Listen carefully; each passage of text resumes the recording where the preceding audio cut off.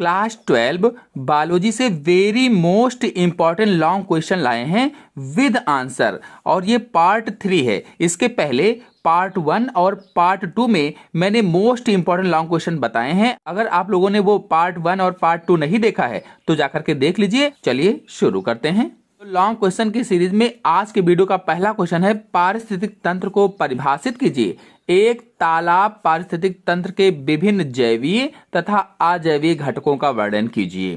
तालाब के होना चाहिए, अथवा लगा है। अगर इस तरह से नहीं पूछा जाता है तो ऐसे पूछा जा सकता है कि एक तालाब के पारिस्थितिक तंत्र में खाद्य श्रृंखला के जीवधारियों के क्रम को दर्शाइए। तो चाहे कहा जाए तालाब का पारिस्थितिक तंत्र, चाहे उसके जैविक और अजैविक घटकों। तो आइए आपको बहुत ही अच्छी तरीके से चित्रों के माध्यम से इसको समझा देते हैं। देखिए हेडिंग डालेंगे। देखिए जो भी उत्तर संख्या होगी पहले उत्तर संख्या डाल लेंगे, और उत्तर संख्या डालने के बाद में हेडिंग डालेंगे तालाब का पारितंत्र या तालाब का पारिस्थितिक तंत्र। देखिए कोई भी पारिस्थितिक तंत्र हो तो उसमें जैविक घटक होते हैं और अजैविक घटक होते हैं। यानी कि जैविक और अजैविक घटकों से मिलकर पारिस्थितिक तंत्र बने होते हैं। अब यहां पर तालाब है तो इसमें भी जैविक घटक होंगे और अजैविक घटक होंगे। तो तालाब के पारितंत्र में जैविक तथा अजैविक घटक होते हैं। तो अब पहले जैविक घटकों को बता देते हैं।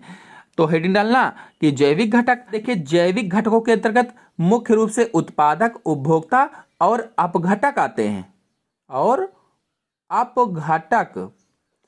तो जो जैविक घटक होंगे इसके अंतर्गत कौन कौन आएगा? उत्पादक आएगा, उपभोक्ता आएगा और अपघटक आएगा। उत्पादक वो होता है जो उत्पन्न करता है, खाद्य पदार्थ बनाता है, जैसे पेड़ पौधे। तो हरे पेड़ पौधे ही इस संसार में उत्पादक होते हैं। और उपभोक्ता वो होते हैं जो उत्पादकों द्वारा बनाए गए भोजन पर निर्भर रहते हैं या उन पर निर्भर रहते हैं, उपभोक्ता कहलाते हैं। और जो अपघटक होते हैं ये उत्पादक और उपभोक्ता को खत्म करने का कार्य करते हैं। जब वो मर जाते हैं, वो समाप्त हो जाते हैं, तो उसका अपघटन करते हैं। तो ये जैविक घटक के अंतर्गत उत्पादक, उपभोक्ता और अपघटक आएंगे।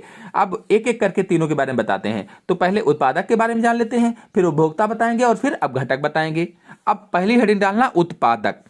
तो पादप प्लवक, शैवाल जैसे स्पाइरोगायरा है, वॉलवॉक्स है, यूलोथ्रिक्स है, डायटम्स है आदि, टेरिडोफाइट्स हैं जैसे एजोला है, साल्विनिया है आदि, बहुत सारे जो पादप होते हैं ये सभी पादप प्लवक उत्पादक होते हैं। चूंकि एक तालाब का पारितंत्र है तो तालाब के परितंत्र में जो पादप प्लवक होंगे, चाहे वो शैवाल हो, स्पाइरोगायरा हो शैवालों में, या फिर टेरिडोफाइट्स में, या फिर एजोला हो, आवृतबीजी पौधों में लेमना हो, वोल्फिया हो, जो भी पौधे पाए जाते हैं, जो भी हरे पौधे होते हैं वो सब उत्पादक होते हैं।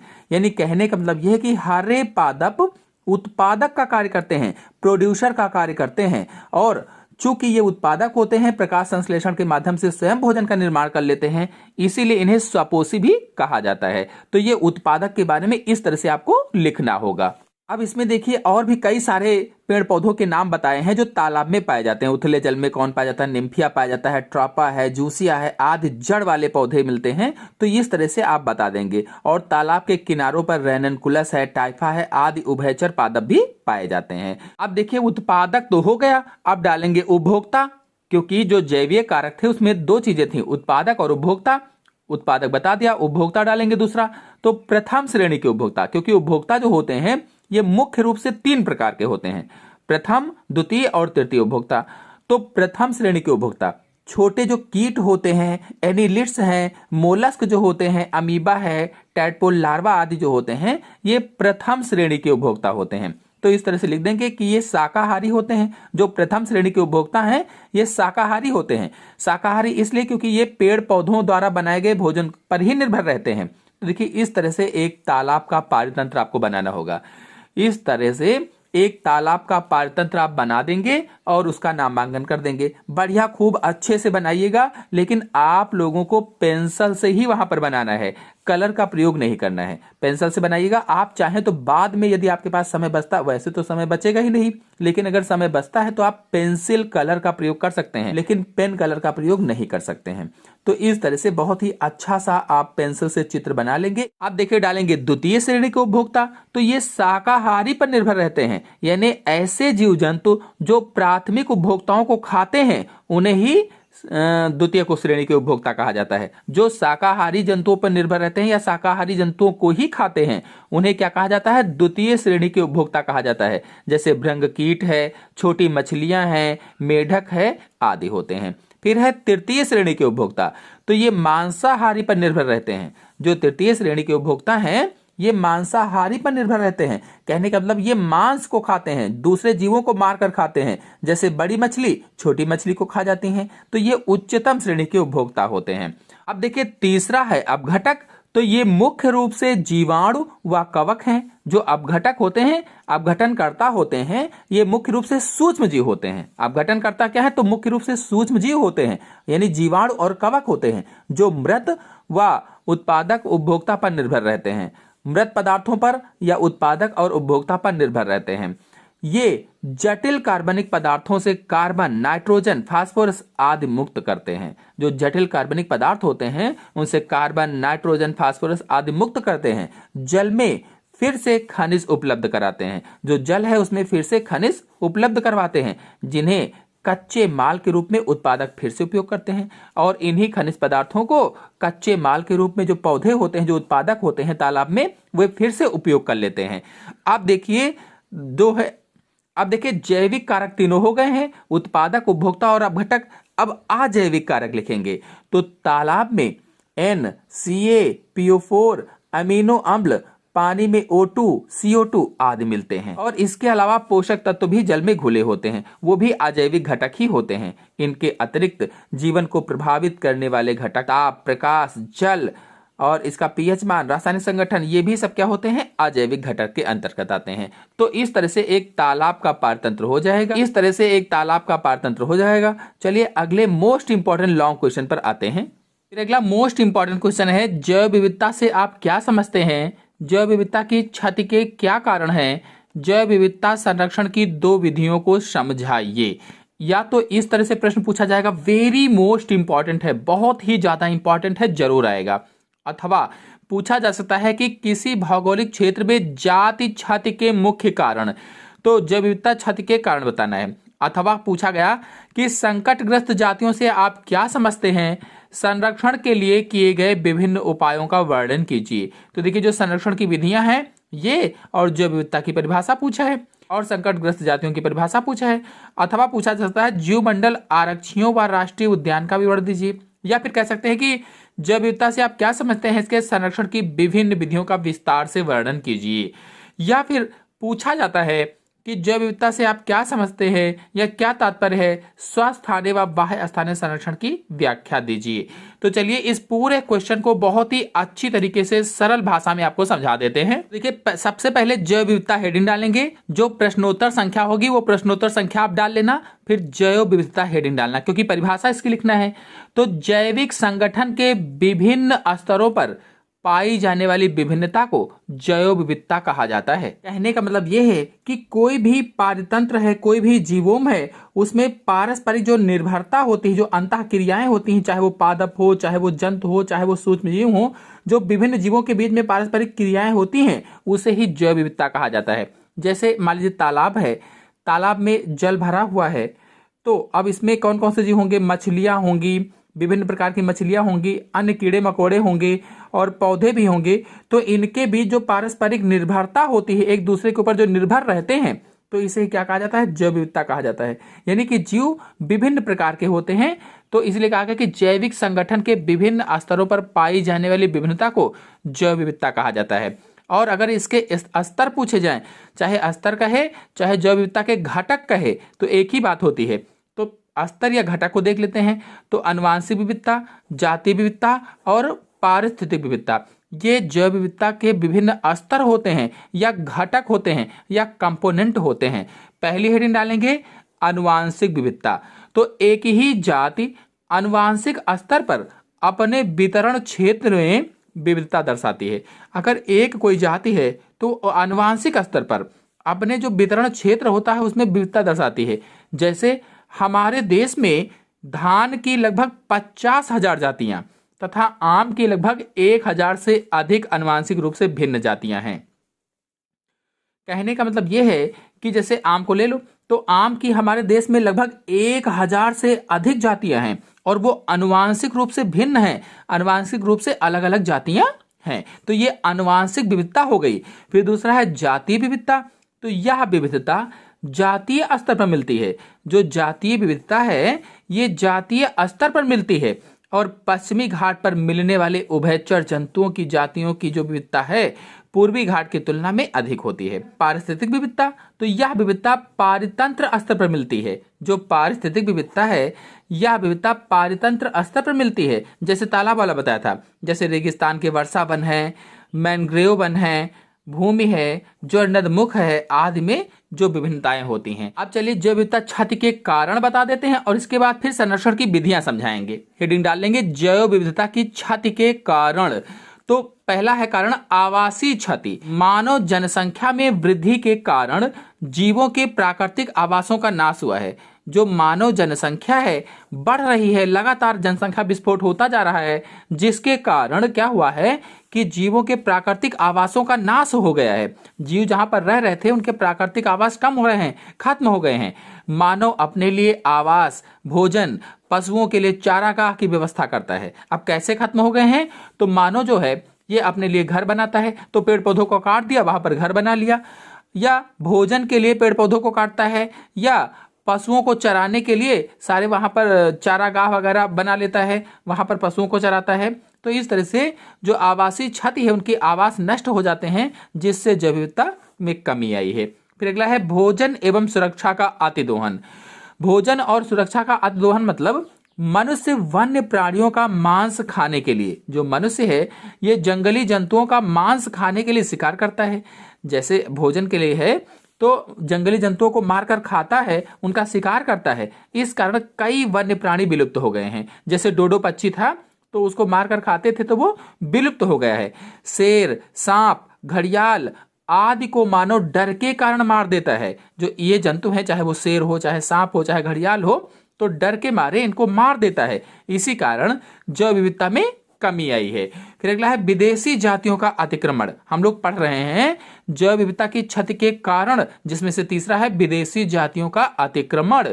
तो बहुत सी विदेशी जातियां पर्यावरण में उपस्थित प्राकृतिक जातियों का भक्षण करके उन्हें समाप्त कर देती हैं। बहुत सी ऐसी विदेशी जातियां हैं जो पर्यावरण में, हमारे वातावरण में उपस्थित जो प्राकृतिक जातियों का भक्षण कर डालती हैं, इस तरह से वो खत्म हो जाती हैं। इन विदेशी जातियों से हमारी देसी जातियां समाप्त हो रही हैं। और इसके बाद हम डालेंगे शिकार। तो मनुष्य अपने मनोविनोद के लिए वन्य जंतुओं का शिकार करता है। जो मानव है, जो मनुष्य है, ये अपने मनोविनोद के लिए जंगली जंतुओं का शिकार करता है। कुछ वन्य जंतुओं को वह आर्थिक लाभ के लिए भी मारता है, आर्थिक लाभ के लिए उनको मार देता है। जैसे आर्थिक लाभ में क्या क्या, कस्तूरी मृग को कस्तूरी के लिए मार देता है, कस्तूरी पाने के लिए कस्तूरी मृग को मार डालता है। हाथी को उसके दांत के लिए, यानी हाथी दांतों के लिए हाथी को मार देता है। तो शिकार के द्वारा भी जैव विविधता खत्म हो रही है। और फिर अगला है सह विलुप्तता। ये क्या है? सह विलुप्तता।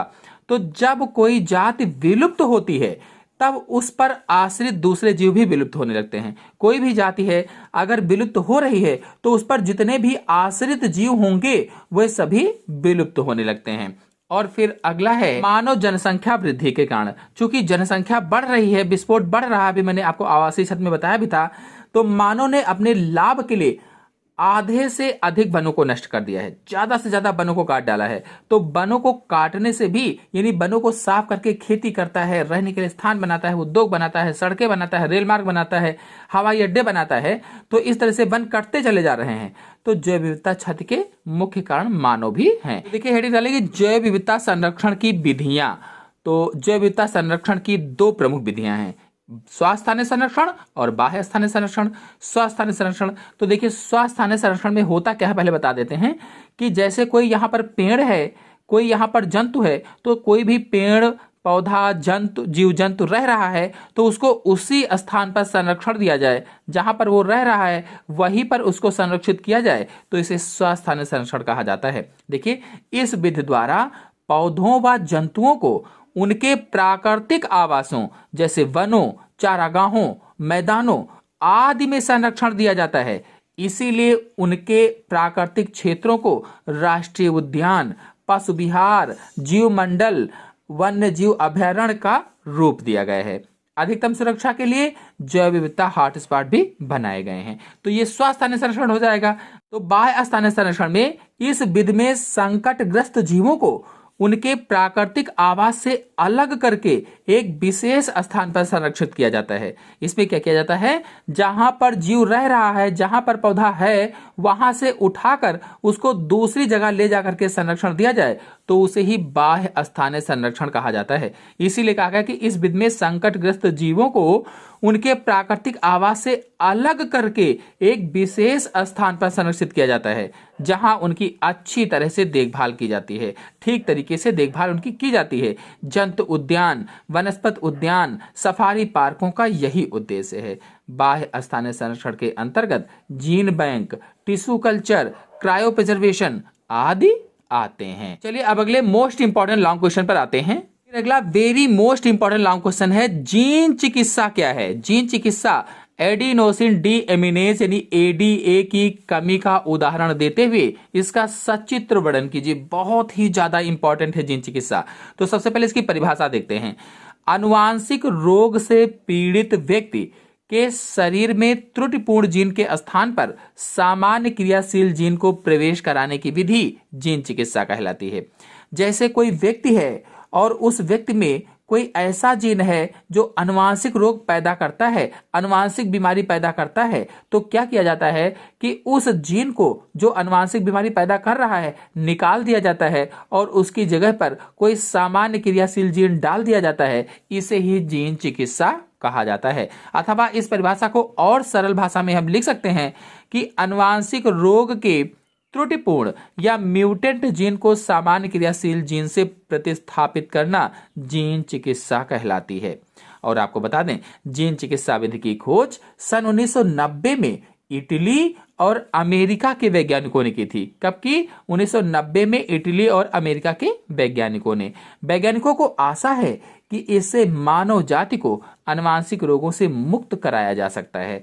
अब कहा गया था कि एडिनोसिन डी एमिनेज की कमी का उदाहरण देते हुए इसका सचित्र वर्णन कीजिए। आइए इस आधे क्वेश्चन को और समझा देते हैं। तो देखिए, हेडिंग डालेंगे एडिनोसिन डी एमिनेज की कमी यानी एडीए की कमी। तो एंजाइम एडीए की कमी उपापचय की एक जन्मजात त्रुटि है। जो एडिनोसिन डी एमिनेज है, इसकी कमी उपापचय की एक जन्मजात त्रुटि होती है।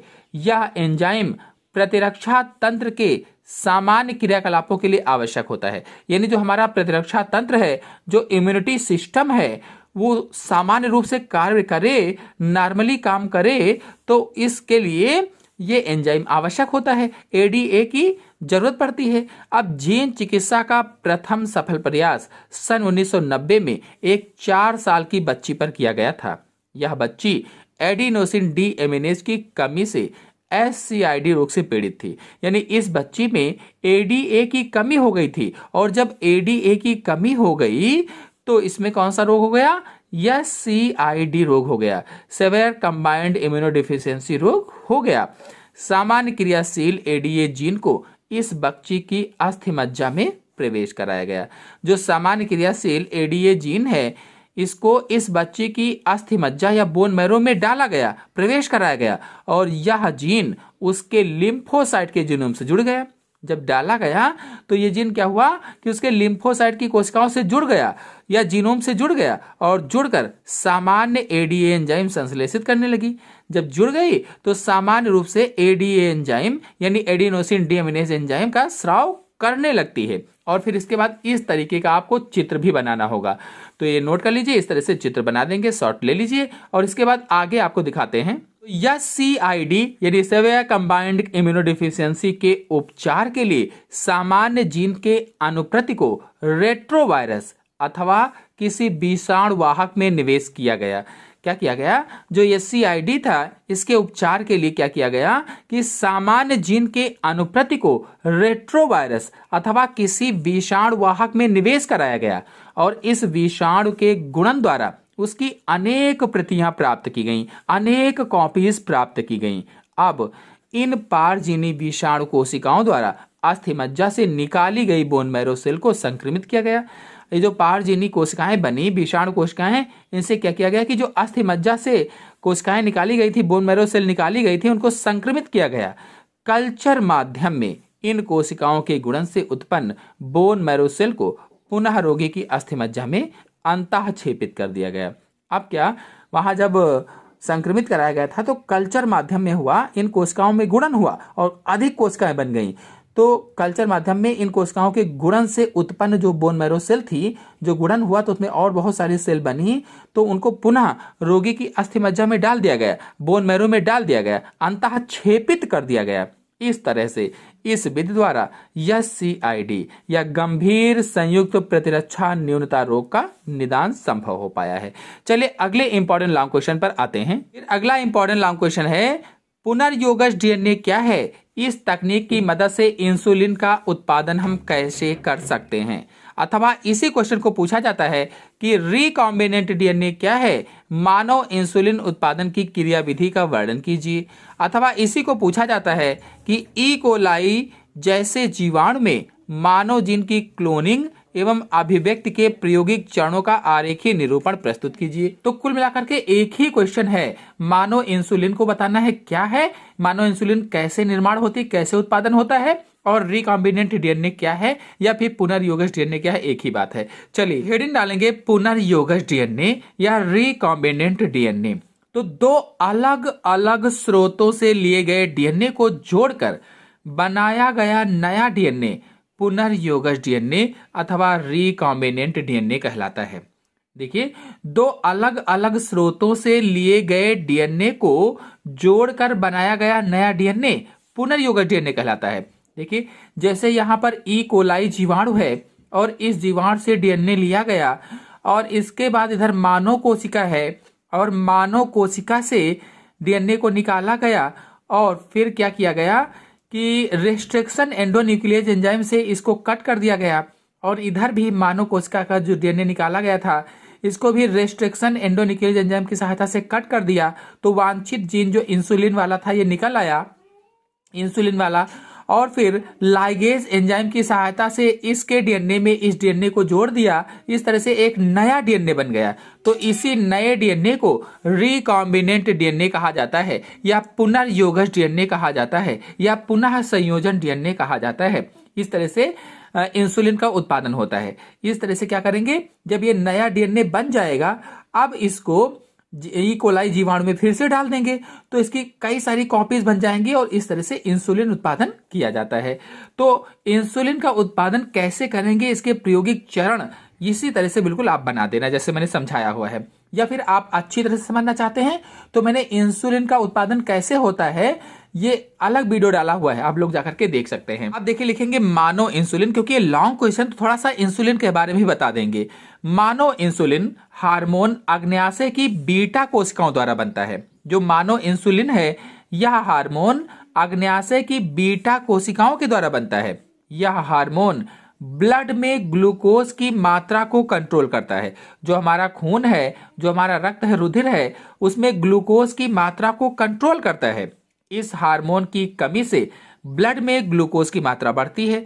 जब इस हार्मोन की कमी हो जाती है, इंसुलिन की कमी हो जाती है शरीर में, तो जो हमारा खून होता है उसमें ग्लूकोज बढ़ने लगता है, ग्लूकोज की मात्रा बढ़ने लगती है और मधुमेह रोग हो जाता है। जब ग्लूकोज की मात्रा खून में बढ़ेगी तो उसे ही मधुमेह रोग कहा जाता है या डायबिटीज रोग कहा जाता है या शुगर की बीमारी कहा जाता है। अतः मनुष्यों में मधुमेह रोग का नियंत्रण इंसुलिन द्वारा ही संभव है। यानी इंसुलिन का इंजेक्शन दिया जाता है, यानी इंसुलिन हार्मोन दिया जाता है, तो ये हार्मोन पूरा हो जाता है, कमी थी, जिसके कारण ग्लूकोज नियंत्रित हो जाता है। तो कहा गया है अतः मनुष्यों में मधुमेह रोग का नियंत्रण इंसुलिन द्वारा ही संभव है। इसीलिए इंसुलिन का औद्योगिक स्तर पर उत्पादन करना जरूरी था। तो क्या किया गया कि ई कोलाई जीवाणु लिया गया और उसके DNA को निकाला गया इधर, और इधर मनुष्य के डीएनए को निकाला गया, फिर वांछित जीन यानी जो इंसुलिन वाला जीन था उसको कट कर लिया गया रेस्ट्रिक्शन एंडोन्यूक्लियस एंजाइम की सहायता से, और इसके डीएनए को भी कट कर लिया गया। दोनों को लाइगेज एंजाइम से जोड़ दिया गया, ये रिकॉम्बिनेंट डीएनए बन गया। अब रिकॉम्बिनेंट डीएनए को बैक्टीरिया में फिर से डाल दिया गया। इस तरह से उसमें अनेक कॉपीज के द्वारा इंसुलिन का उत्पादन किया जाता है। फिर आगे देखिए क्या है।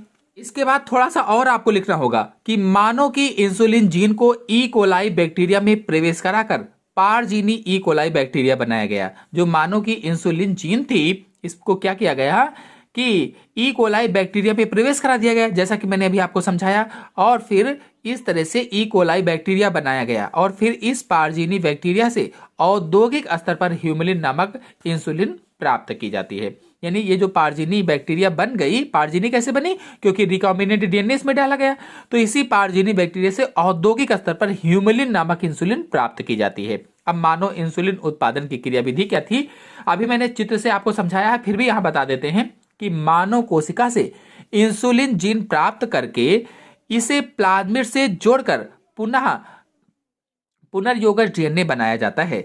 इस पुनर्योगज डीएनए को जीवाणु में प्रवेश कराकर इस जीन की अनेक प्रतियां बनाई जाती हैं, अनेक कॉपीज बनाई जाती हैं। यह प्रक्रिया जीन क्लोनिंग कहलाती है और जीन की इन प्रतियों की सहायता से इंसुलिन का औद्योगिक स्तर पर संश्लेषण किया जाता है।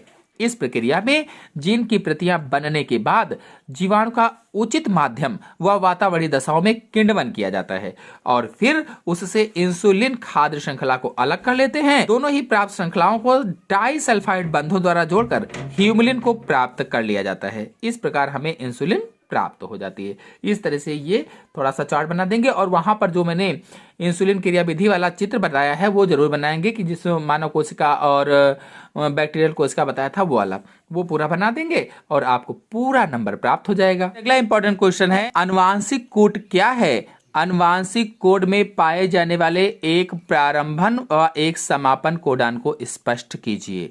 अथवा इसी प्रश्न को पूछा जा सकता है कि आनुवांशिक कोड क्या है, इसकी विशेषताओं का वर्णन कीजिए। बहुत ही ज्यादा इंपॉर्टेंट है। या फिर आनुवांशिक कोड पर निबंध लिखिए या फिर आनुवांशिक कोड की प्रमुख विशेषताओं की व्याख्या कीजिए। तो इसका उत्तर जो भी होगा प्रश्नोत्तर संख्या, वो प्रश्नोत्तर संख्या डालेंगे और लिखेंगे आनुवांशिक कोड की खोज नीरेनबर्ग व मथाई ने की थी। खोज किसने की? नीरेनबर्ग व मथाई ने की थी। फिर हेडिंग डालेंगे आनुवांशिक कोड या अंग्रेजी में इसे जेनेटिक कोड कहते हैं। तो नाइट्रोजन क्षारकों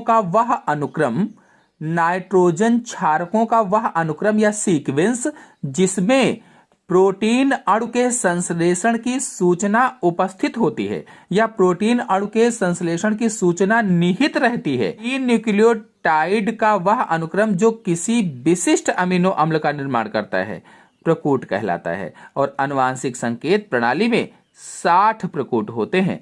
आनुवांशिक कोड की सामान्य विशेषताएं निम्नलिखित हैं। पहला है आनुवांशिक कोड त्रिक होता है, यानी कि ये ट्रिपलेट होते हैं। जो आनुवांशिक कोड होते हैं ये ट्रिपलेट होते हैं, AUG जैसे है और GUA ऐसे करके ये ट्रिपलेट होते हैं। और फिर अगला है आनुवांशिक कोड कामा विहीन होते हैं, यानी आनुवांशिक जो कोड होते हैं, जो जेनेटिक कोड होते हैं, इनमें कामा नहीं लगता, कामा विहीन होते हैं। सार्वत्रिकता दर्शाते हैं। सार्वत्रिकता से तात्पर्य है कि जीव चाहे पूर्व केंद्रीय हो या सुकेंद्रीय हो, यानी प्रोकैरियोटिक हो या यूकैरियोटिक हो, आनुवांशिक कोड समान प्रकार के अमीनो अम्ल का ही निर्माण करते हैं। एक ही प्रकार के अमीनो अम्ल का ही निर्माण करते हैं, चाहे यूकैरियोटिक हो चाहे प्रोकैरियोटिक हो। फिर अगला है AUG तथा GUG प्रारंभिक कोडान होते हैं। जो AUG है ये प्रारंभन कोडान है, GUG है ये प्रारंभन कोडान है, यानी AUG और GUG प्रारंभिक प्रकूट होते हैं, जबकि UAA, UGA, UAG समापन प्रकूट होते हैं या ये श्रृंखला का समापन करते हैं। समापन प्रकूट किसी भी अमीनो अम्ल का निर्माण नहीं करते हैं। अगला है आनुवांशिक कोड या प्रकोड के एक ही अक्षर का उपयोग दो विभिन्न प्रकोटों में नहीं किया जा सकता है। तो शॉर्ट ले लीजिए, इसी तरह से बिल्कुल लिख दीजिएगा। फिर अगला मोस्ट इंपॉर्टेंट लॉन्ग क्वेश्चन है, पारिस्थितिक पिरामिड क्या है? जीव भार, जीव संख्या तथा जीव ऊर्जा पिरामिड को समझाइए। यानी जीव भार, जैव संख्या और जैव ऊर्जा पिरामिड को समझाना है। तीनों प्रकार के पिरामिड को समझाना है और बताना है पारिस्थितिक पिरामिड किसे कहते हैं। ये question very very most important है, बहुत ही ज्यादा इंपॉर्टेंट है, परीक्षा में पूछा जाएगा। तो आप कभी हो सकता है कि इसमें 2 ही पूछ ले, हो सकता है 1 ही पूछ ले, और ये बहुत ही इंपॉर्टेंट है इस दृष्टिकोण से। अथवा अगर ऐसे नहीं पूछा जाता है तो पारिस्थितिक पिरामिड किसे कहते हैं? एक पेड़ के पारिस्थितिक तंत्र की जीव संख्या के पिरामिड का। देखिए, एक पूछ लिया, एक पेड़ पर जो पारिस्थितिक तंत्र होता है उसके जीव संख्या का पिरामिड का चित्र बनाइए। फिर अगर ऐसे नहीं पूछा तो पूछ लिया, पारिस्थितिक पिरामिड क्या है? संख्या तथा जीवभार के सूची स्तंभों का उदाहरण दीजिए, ऐसे पूछ लिया। या फिर ऐसे ही पूछ सकते हैं कि पारिस्थितिक पिरामिड को परिभाषित कीजिए तथा जीवभार और ऊर्जा के पिरामिडों को उदाहरण सहित व्याख्या कीजिए। या फिर ऐसे पूछा जा सकता है कि पारिस्थितिक पिरामिड को परिभाषित कीजिए, जैव मात्रा या जैव भार तथा संख्या के पिरामिडों को उदाहरण सहित व्याख्या कीजिए। आइए इस क्वेश्चन को अच्छे से समझा देते हैं। तो देखिए, जो भी उत्तर संख्या होगी, पहले वो उत्तर संख्या हम डाल लेंगे और डालने के बाद लिखेंगे, पारिस्थितिक तंत्र की पोषक संरचना एक प्रकार की उत्पादक उपभोक्ता की व्यवस्था होती है। उत्पादक और उपभोक्ता की व्यवस्था होती है। पारिस्थितिक तंत्र की इस पोषक संरचना का आलेखी प्रदर्शन पारिस्थितिक पिरामिड कहलाता है। यानी ये जो पारिस्थितिक तंत्र है, जो पारितंत्र है, पारितंत्र की जो पोषक संरचना होती है, ये एक प्रकार की उत्पादक और उपभोक्ता की व्यवस्था है। और इसी उत्पादक और उपभोक्ता की जो व्यवस्था है, खाने पीने की, एक दूसरे को खाते रहते हैं, तो इसको आरेख के रूप में, आरेखीय संरचना या दृश्य रूप में प्रदर्शित करना ही क्या कहलाता है? पारिस्थितिक पिरामिड कहलाता है।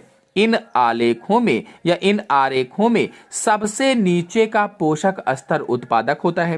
यानी सबसे नीचे का प्राथमिक पोषक स्तर कौन होता है? उत्पादक होता है। और सबसे ऊपर का पोषक स्तर सर्वोच्च मांसाहारी होता है। सबसे पहले या सबसे नीचे का उत्पादक या प्रोड्यूसर, और सबसे ऊपर का पोषक स्तर जो होता है उसे सर्वोच्च मांसाहारी कहा जाता है, सर्वोच्च मांसाहारी होता है। पारिस्थितिक पिरामिड का सिद्धांत चार्ल्स एल्टन के द्वारा सन 1927 में दिया गया था। पारिस्थितिक जो पिरामिड है या पारतंत्र पिरामिड है, इसका सिद्धांत किसने दिया? चार्ल्स एल्टन ने सन 1927 में दिया था। तो देखिए, पहला है जीव संख्या का पिरामिड। जीव संख्या का पिरामिड किसी भी पारतंत्र के प्रत्येक पोषी स्तर पर जीवधारियों की, देखिए यहाँ जीवधारियों की संख्या को प्रदर्शित करता है, संख्या को प्रदर्शित करता है। यहां संख्या लिख देंगे, प्रदर्शित करता है।